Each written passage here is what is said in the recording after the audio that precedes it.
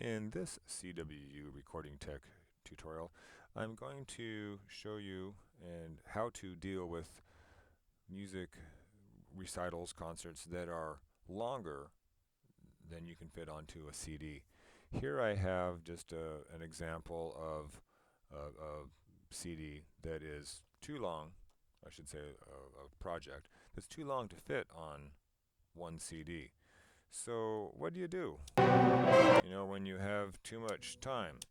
And what is too much time? Well, too much time happens right there at about the 80-minute mark. And if you try to burn a CD, it's going to tell you, well, actually, it doesn't know that yet. I don't have a CD in there.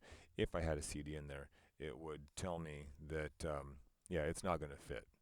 So another thing you can do is you can open up your lists view that I told you I almost never use, and come down here to the CD Tracks tab, and you'll see disk length says 8402.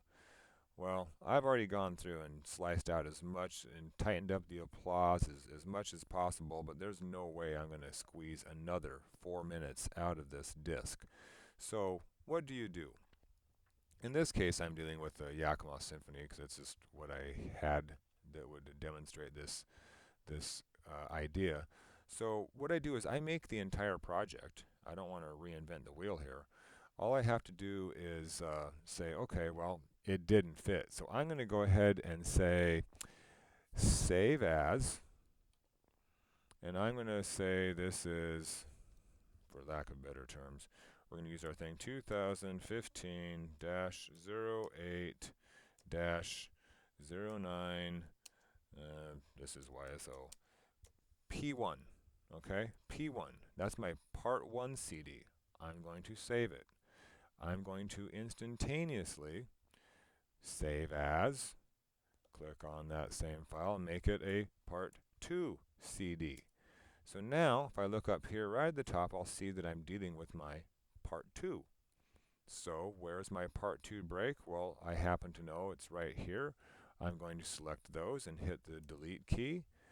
I'm going to go back to the beginning of that part 2, make sure it sounds okay. Okay, well, yeah, that was part of my crossfade that I don't want. So now since this is the start of the CD, I need to clean that up a little bit. Let's go back and check that. Scroll in. A little too long, a little too much cross or fade in. That'll work. So now everything from that point on was correct because I already had it correct. This is my part 2 CD.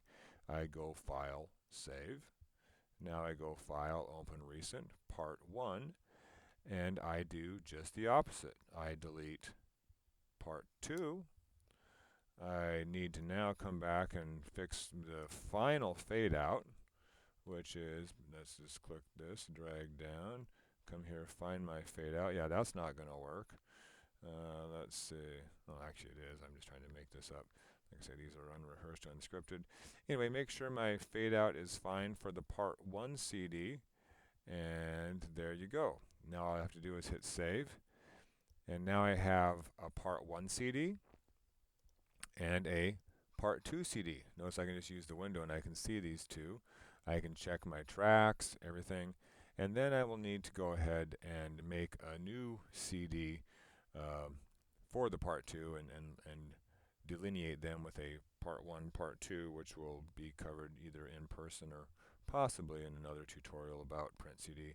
But you can certainly burn if you're authorized to burn. If I've given you that certification, go ahead. You could burn the part 1 CD on the disk that was provided, and burn the part 2 CD on a blank, and then add the disk label, or however you need to do that. But that's how you handle. That's the easiest way I've found to handle 2 disk sets, or 2 disks or more.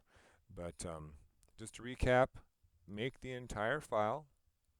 If it won't fit on a CD, save it as a part 1 and save it as a part 2, just as it is full length. Then figure out where your part 1 and 2 break is. Open up the part 1, delete the second half. Open up the part 2, delete the first half. and save those, and then you have a 2 CD set. Thanks for watching.